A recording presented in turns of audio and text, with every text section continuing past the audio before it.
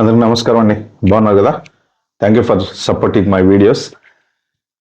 నాకు కొన్ని కామెంట్స్ వచ్చినాయి రీసెంట్గా ఒక వీడియోకి, యూకేకి సంబంధించిన వీడియోకి ఐఎల్ఆర్కి యాక్చువల్గా ప్రాసెస్ ఏంటి, ఎలా ఉండాలి ఏంటి, 5 years ఈ డీటెయిల్స్ అన్నిటి గురించి ఒకళ్ళు అడిగారు. నేను అప్పటి నుంచి వీడియో చేద్దాం అనుకుంటున్నా, కుదరలేదు. సో ఇప్పుడు దాని మీద యాక్చువల్గా వీడియో చేస్తున్నాను. నేను ఐఎల్ఆర్ అప్లై చేసుకోవాలంటే మీరు ఏమేమి రూల్స్ పాటించాలి అనేది నేను ఈ వీడియోలో క్లారిటీగా చెప్తాను. మీరు లాస్ట్ వరకు అయితే చూడండి, ఎందుకంటే మధ్యలో మిస్ అవుతే మీరు పాయింట్స్ మిస్ అవుతారు. సో ఐఎల్ఆర్ యాక్చువల్గా అయితే 5 years అండి. ఫస్ట్ వర్క్ పర్మిట్ అంటే టైర్ 2 వీసానా, స్కిల్డ్ వర్కర్ వీసానా, వాట్ ఎవర్ ఇట్ ఈస్, ఒక వీసా మీద మీరు ఉన్నప్పుడు 5 years లీగల్గా యునైటెడ్ కింగ్డమ్లో మీరు ఉంటే, అంటే ట్యాక్స్ పెయిడ్ సిటిజన్గా, మీరు ఏది మళ్ళీ సేలమ్గా కాకుండా అలా ఇలా కాకుండా లీగల్గా వర్క్ పర్మిట్ రూల్ ఏంటంటే 5 years ఉన్న తర్వాత మీరు పిఆర్ అప్లై చేసుకోవచ్చు. పర్మనెంట్ రెసిడెంట్ అంటారు. ఐఎల్ఆర్ అంటే indefinite leave to remain in UK అంటారు. 2 రకాలుగా ఉంటుంది. సో అది వచ్చిన తర్వాత 1 year తర్వాత కానీ 2 years తర్వాత కానీ మీరు యూకే సిటిజన్షిప్ అంటే న్యాచురలైజేషన్ ప్రాసెస్ ద్వారా, అంటే ఏంటంటే మనం ఇంకా ఈ కంట్రీలో ఉంటాము, ఈ కంట్రీ సిటిజన్షిప్ కావాలి మాకు అని మనం న్యాచురలైజేషన్ చేస్తే అవుతే వాళ్ళు ఒక సర్టిఫికెట్ ఇస్తారు మనకి. ఆ సర్టిఫికెట్ పెట్టి మనం యూకే పాస్పోర్ట్ అప్లై చేసుకుంటాం. పాస్పోర్ట్ అప్లై చేసుకున్న తర్వాత ఇంకా మనం ఇండియన్ పాస్పోర్ట్ క్యాన్సిల్ చేసుకోవాలన్నమాట. అది యాక్చువల్గా ప్రాసెస్. అయితే ఐఎల్ఆర్ అప్లై చేసుకోవటానికి రీసెంట్గా ఒక 5 to 10 years నుంచి కొంచెం స్ట్రిక్ట్ చేశారు. అంటే పెద్ద ప్రాసెసింగ్ అది, మీరు 5 years రూల్ ఫాలో అవుతే ఆటోమేటిక్గా వచ్చేస్తుంది. కాకపోతే కొన్ని రూల్స్ దీనికి ఏంటి అంటే, ఫస్ట్ ఇంపార్టెంట్ రూల్ వచ్చేసి మీరు 182 days out side the country with in 1 year 12 months లోపల ఉండకూడదు అనమాట. అంటే మీరు ఏదైనా పని మీద ఇండియా వెళ్ళారు, అక్కడ ఒక 3 months ఉన్నారు ఫర్ ఎగ్జాంపుల్. 3 months అంటే ఎంత అయింది? అరౌండ్ 90 days అయింది, పర్లేదు, నో ప్రాబ్లం. 6 months అంటే ఎంత అయింది? 180 days అయింది. అంటే ఆ తర్వాత 6 months తర్వాత, ఎందుకంటే ఒక మంత్కి 30 days, ఒక మంత్కి 31 days అలా క్యాల్కులేట్ చేసేసుకుంటే మీరు 6 months కనుక ఇండియాలో ఉండి మళ్ళీ మీరు వీసా ఉన్న రిటర్న్ వచ్చారనుకోండి, మీరు ఆ పిఆర్కి ఎలిజిబుల్ కాదు. మళ్ళీ ఎప్పుడు ఎలిజిబుల్ అవుతారు అంటే the day you landed in UK, అక్కడి నుంచి మళ్ళీ 5 years వీసా కౌంట్ అవుతుంది అనమాట. మీకు ఇప్పుడు టైర్ 2 వీసా వచ్చింది 2022లో ఫర్ ఎగ్జాంపుల్, మీరు ఇండియా వెళ్ళారు, మీరు 2025కి ఐఎల్ఆర్ అప్లై చేయాలి. 22లో వెళ్ళి 6 months ఉండి వెనక్కి వచ్చారు అంటే ఇప్పుడు 2025లో మీరు ఐఎల్ఆర్ అప్లై చేయడానికి ఎలిజిబుల్ కాదు. ఏది? 182 days క్రాస్ అవుతుంది. అది ఒక ఇంపార్టెంట్ రూల్. నెక్స్ట్, ఈ డ్రైవింగ్ లైసెన్స్ ఉంటుంది కదా, చాలా మంది డ్రైవింగ్ లైసెన్స్ తీసుకొని కార్ నడుపుతూ ఉంటారు. దానికి కొన్ని పెనాల్టీ పాయింట్స్ వస్తాయి. ఆ పెనాల్టీ పాయింట్స్ మీరు కంపల్సరీ దీంట్లో మెన్షన్ చేయాలి. పెనాల్టీ పాయింట్స్ వస్తాయంటే అందరికి కాదు, ఏమైనా మిస్టేక్ చేసాము, ఇప్పుడు మనకి ఇక్కడ రూల్స్ ఉన్నాయి కదా, స్పీడ్ కెమెరా దాటి వెళ్తే 3 points వస్తాయి, తర్వాత రెడ్ సిగ్నల్ దాటి వెళ్తే 3 points వస్తాయి. అలాగా ఏమన్నా మిస్టేక్స్ కనుక మీరు, ఎందుకంటే కొత్తగా లైసెన్స్ వచ్చిన వాళ్ళు కొంత జనరల్గా ఒక్కొక్కసారి మిస్టేక్స్ చేస్తూ ఉంటారు. సో లేదు, ఇంకా సీరియస్ అఫెన్స్ ఏమైనా చేసినా కొన్ని పాయింట్స్ వస్తూ ఉంటాయి. అలా గనక మీకు ఏమైనా పెనాల్టీ పాయింట్స్ వస్తే మీరు కంపల్సరీ డిక్లేర్ చేయాలి. కంపల్సరీ ఆ అప్లికేషన్ ఫామ్లో ఇవన్నీ డిక్లేర్ చేయాలన్నమాట. ఆ 182 days అబ్సెన్సెస్ ఏదైతే ఉన్నాయో అది 182 days లోపల గనక ఉండి, మీరు ఎప్పుడన్నా ఇండియా వెళ్ళినా వచ్చినా ప్రతి ట్రావెల్ హిస్టరీ, నేను పలానా టైంకి వెళ్ళాను, పలానా టైంకి వచ్చాను, ఎక్కడికి వెళ్ళావు, ఏ కంట్రీకి వెళ్ళావు, ఇవన్నీ కూడా అప్లికేషన్లో మీరు మెన్షన్ చేయాలి. డ్రైవింగ్ రిలేటెడ్ పాయింట్స్ ఏదన్నా ఉంటే మాత్రం కంపల్సరీ మెన్షన్ చేయాలి. కానీ మీరు ఏంటంటే ఇప్పుడు డ్రైవింగ్లో ఒక 3 points వచ్చినాయి, పర్వాలేదు, నో ప్రాబ్లం, దానివల్ల మీ పిఆర్ ఏమి ఎఫెక్ట్ అవ్వదు. కానీ ఏంటంటే కాన్సిక్యూటివ్గా సేమ్ ఇయర్లోనే 2 సార్లు మీకు స్పీడింగ్ టికెట్ వచ్చింది అనుకోండి, స్పీడింగ్ పాయింట్స్ ఫైన్ వచ్చింది అనుకోండి, మీ అప్లికేషన్ మీద కొంత ఎఫెక్ట్ అయితే పడుతుంది డెఫినెట్గా. ఎందుకంటే you will be proven as a bad driver కదా. జనరల్గా ఏంటంటే 12 points వరకు ఎలిజిబుల్, 12 తర్వాత లైసెన్స్ పోతుంది. బట్ ఏమన్నా బై మిస్టేక్ ఇవాళ స్పీడింగ్ టికెట్ వచ్చింది, మళ్ళీ వెంటనే ఇమ్మీడియట్గా 1 monthలో మళ్ళీ స్పీడింగ్ టికెట్ వచ్చింది అనుకోండి, ఇవన్నీ ఇంతకు ముందు కొన్ని సంవత్సరాల క్రితం ఇవన్నీ అప్లికేషన్లో లేవు. ఇప్పుడు ఇవన్నీ అప్లికేషన్లో యాడ్ చేస్తున్నారు అనమాట. సో దీనివల్ల ఏంటంటే మీరు కొంత ఎఫెక్ట్ అప్లికేషన్ డ్రాగ్ అయ్యే ఛాన్స్ ఉంటుంది, లేదు రిజెక్ట్ అయ్యే ఛాన్స్ ఉంటుంది. ఇది కాక ఇంకా సీరియస్ ఇష్యూస్ డ్రింక్ డ్రైవింగ్ లో గనక దొరికితే దాని ద్వారా మీకు ఏమన్నా పాయింట్స్ కనుక ఇస్తే ఇంకా డైరెక్ట్గా ఐఎల్ఆర్ రిఫ్యూజ్ చేస్తారు. దాంట్లో డౌట్ అయితే లేదు. ఎందుకంటే ఈ డ్రింక్ డ్రైవింగ్ అనేవి కొంచెం చాలా సీరియస్ ఇష్యూస్ కాబట్టి ఒకవేళ కోర్టు కేసుకి వెళ్ళి అక్కడ దాకా వెళ్ళి అక్కడ ఏమన్నా సెటిల్ అయినా డ్రింక్ డ్రైవింగ్లో ఏంటంటే యూకేలో ఒక్కొక్కసారి 6 months వరకు బ్యాన్ చేస్తారనమాట. బ్యాన్ చేస్తే ఏంటంటే ఇంకా మీరు ఆ 6 months కార్ నడపడానికి ఉండదు. 6 months అయిపోయిన తర్వాత మళ్ళీ మీరు డ్రైవింగ్ స్టార్ట్ చేస్తే అప్పుడు మీ కార్ ఇన్సూరెన్స్లు అవన్నీ పెరిగిపోతాయి.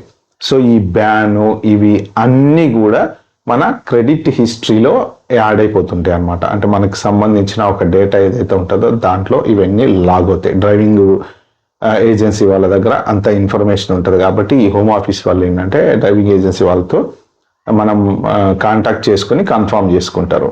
ఒకవేళ మనం చెప్పలేదు, అప్లికేషన్ ఫామ్లో ఫిలప్ చేయలేదు, అస్సలు మీ పిఆర్ అప్లికేషన్ తీసి అవతల పడేస్తారు, రిజెక్టెడ్, డౌటే లేకుండా రిజెక్టెడ్. ఎందుకంటే మీరు హైడ్ చేసిన వాళ్ళు ఎంక్వైరీ చేస్తారు. వాళ్ళు ఖచ్చితంగా ఎంక్వైరీ చేసి డ్రైవింగ్ అఫెన్సెస్ ఉన్నాయా, క్రిమినల్ అఫెన్సెస్ ఉన్నాయా అంటే మన గురించి కొంత డేటా తెప్పించుకొని డేటా ట్రాక్ చేసుకొని ఆ డేటా ప్రకారమే అప్లికేషన్ మూవ్ ఫార్వర్డ్ అవుతుంది.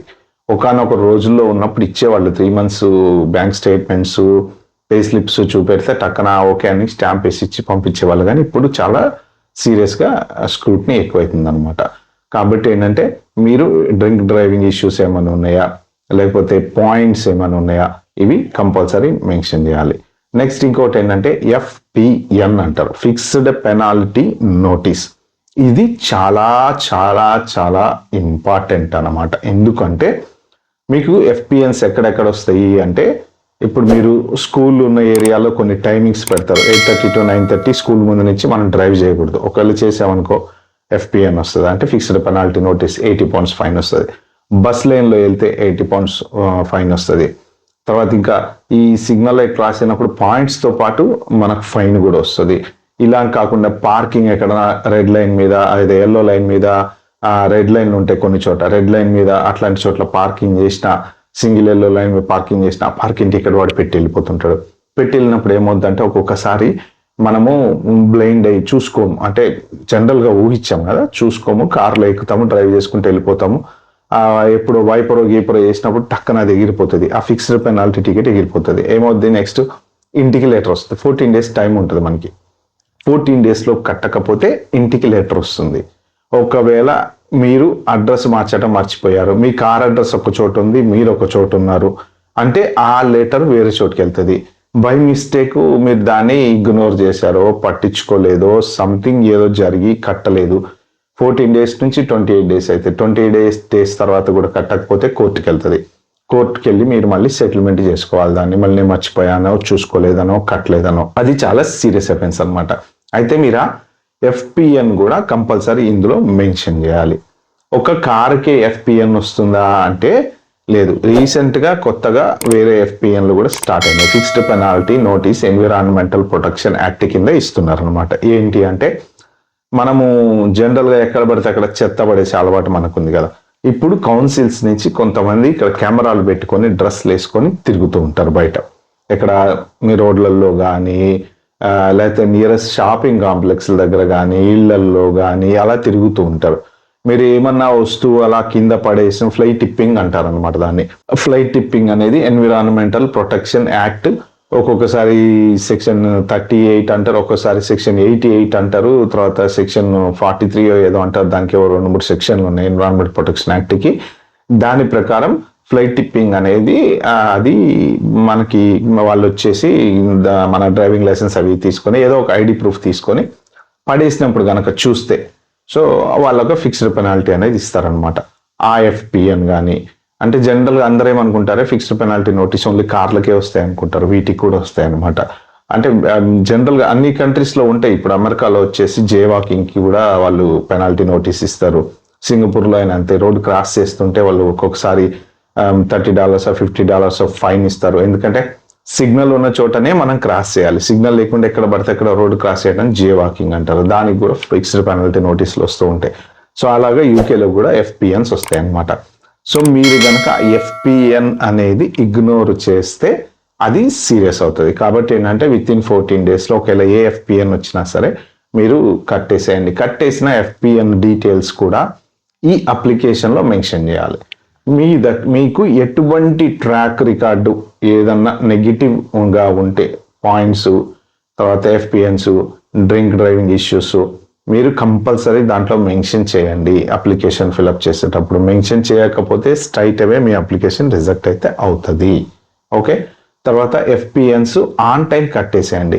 1, 2, 3, 4 కంటిన్యూస్ మిస్టేక్స్ చేయకండి. అది అప్లికేషన్కి చాలా ఎఫెక్ట్ అవుతుంది. మీకు 4-5 పార్కింగ్ టికెట్లు వరుసగా వచ్చినాయి అనుకోండి, అంటే ఏంటంటే you are ignorant of the law. మనకి ఇది ఉంది కదా, ignorance of law has no excuse అని చెప్పేసి మీరు డోంట్ కేర్ టైప్లో బిహేవ్ చేస్తున్నారని అర్థం అనమాట. అన్ని FPNలు మీ మీద ఉంటే ఏంటంటే మీరు ఈ కంట్రీకి అంత గుడ్ క్యారెక్టర్ కాదు కాబట్టి PR ఇవ్వకపోవచ్చు. కాబట్టి ఇలాంటివి అన్నీ కూడా ఉండకుండా చూసుకోండి. ప్లస్ మెయిన్ ఇంకొక ఇంపార్టెంట్ థింగ్, మన వాళ్ళు చేసేటువంటి చెత్త పని ఏంటంటే ఇన్సూరెన్స్లో ఫోన్లు క్లెయిమ్ చేసుకోవటం. జనరల్గా ఏంటంటే మనం ఫోన్ తీసుకున్నప్పుడు ఆటోమేటిక్గా ఇన్సూరెన్స్ అనేది యాడ్ అవుతుంటుంది, వద్దు అంటే తీసేస్తారు.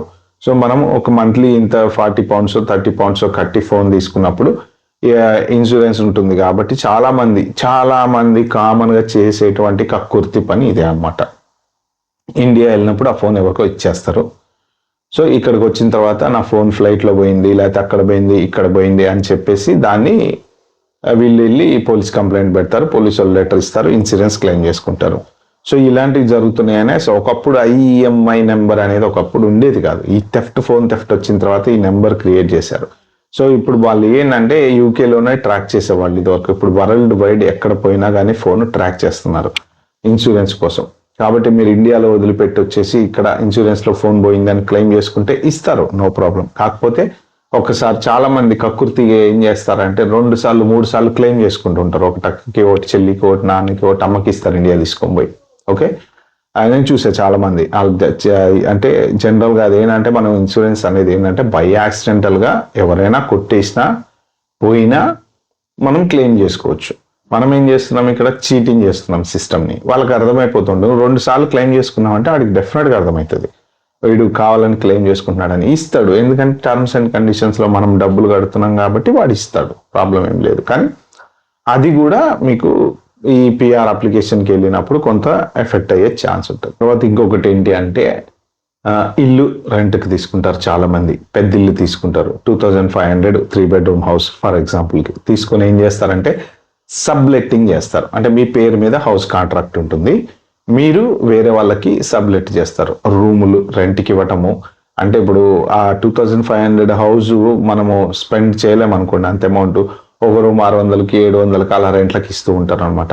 అక్కడ ఏదైనా జరిగిన ఏదైనా టర్మ్స్ అండ్ కండిషన్స్ ప్రకారం అది మన పేరు మీద ఉంటుంది. ఇప్పుడు వాడు వచ్చి ఏ గ్యాస్ ఓపెన్ చేసేసి ఏమైనా ఫైర్ కాజ్ అయినా లేకపోతే ఇట్లాంటి ఇష్యూస్ ఏమైనా అయినా కూడా మళ్ళీ మనకి ప్రాబ్లం అవుతుంది.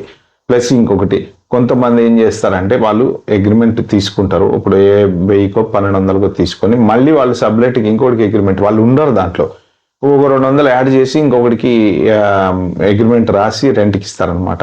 ఇలా కూడా చేస్తారు, చాలా జరుగుతూ ఉంటాయి. సో అది కూడా కరెక్ట్ కాదు.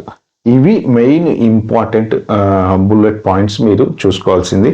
క్రెడిట్ హిస్టరీలో ఎక్కడైనా నెగిటివ్ ఇంపాక్ట్ అనేది ఉంటే మాత్రం, అంటే మీ మీద ఏమైనా ఇమిగ్రేషన్ ఫ్రాడ్స్ కానీ, లేకపోతే ఎప్పుడైనా వీసా లేకుండా ఉండటం కానీ, ఎక్స్టెన్షన్కి గ్యాప్స్ వచ్చినా కానీ, లేదు మన శాలరీ ట్యాక్స్ కట్టకుండా ఉన్నా కానీ, ఇప్పుడు ఈ Tier 2 వీసాకి కంపల్సరీ ట్యాక్స్ కట్టాల్సిందే. జాబ్ లేదు ఒక 6 నెలలు, మీరు ట్యాక్స్ కట్టకుండా ఉండటానికి వీలు లేదు, కంపల్సరీ కట్టాల్సిందే.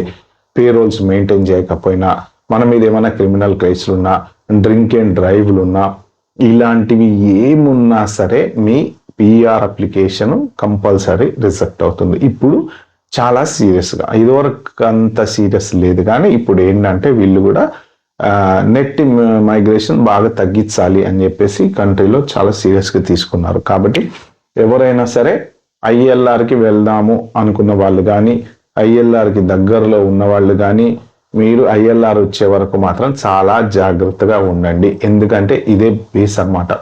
సో ఒకసారి ఐఎల్ఆర్ వచ్చిన తర్వాత మీరు నెక్స్ట్ ఇంకొక 1-2 ఇయర్స్ తర్వాత మీరు 2 ఇయర్స్ తర్వాత పాస్పోర్ట్ అప్లై చేసుకోవచ్చు. కాబట్టి ఈ 5 ఇయర్స్ చాలా జాగ్రత్తగా ఉండాలి.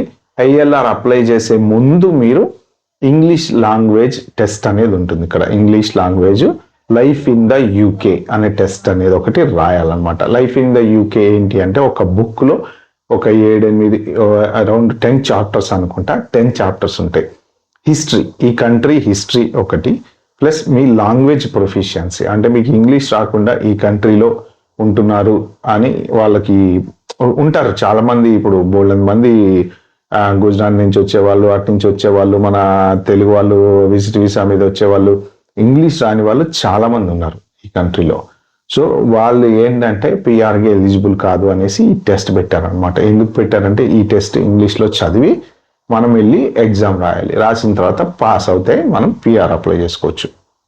సో దీంట్లో కంట్రీకి సంబంధించిన హిస్టరీ, స్పోర్ట్స్కి సంబంధించిన హిస్టరీ, రిలీజియస్, ఎథనిక్ మైనారిటీస్ ఎంతమంది ఉన్నారు, ఏంటి మన ఇండియన్స్ ఎంతమంది ఉన్నారు, ఏషియన్ పర్సంటేజ్ ఎంత ఉంది, తర్వాత కంట్రీకి సంబంధించిన ఈ ఫుట్బాల్ చరిత్రలు ఏంటి, ఫుట్బాల్ ఏ గేమ్ ఫేమస్, ఇక్కడ అన్ని కవర్ అవుతాయి. స్పోర్ట్స్, హిస్టరీ, సోషల్, అన్ని రకాల సబ్జెక్ట్స్ దీంట్లో ఉంటాయి. అవన్నీ మనం చదువుకుని గుర్తుపెట్టుకుని వెళ్ళి ఎగ్జామ్ రాసి పాస్ అయితేనే మనం ఐఎల్ఆర్ అప్లై చేసుకోవడానికి ఎలిజిబిలిటీ. యాక్చువల్గా ఇదివరకు ఇది ఐఎల్ఆర్ పిఆర్ అప్లై చేసుకోవడానికి లేదు ఎగ్జాము, కానీ పాస్పోర్ట్ అప్లై చేసుకోవడానికి ఉండేదన్నమాట. either పిఆర్ అప్లై చేసుకునేటప్పుడు అన్నా రాయాలి, లేదా పాస్పోర్ట్ అప్లై చేసుకునేటప్పుడు అన్నా రాయాలి. సో ఇప్పుడు మీరు పిఆర్కే రాసేస్తారు కాబట్టి పాస్పోర్ట్ అప్లై చేసేటప్పుడు ఇంకా రాయాల్సిన అవసరం లేదు.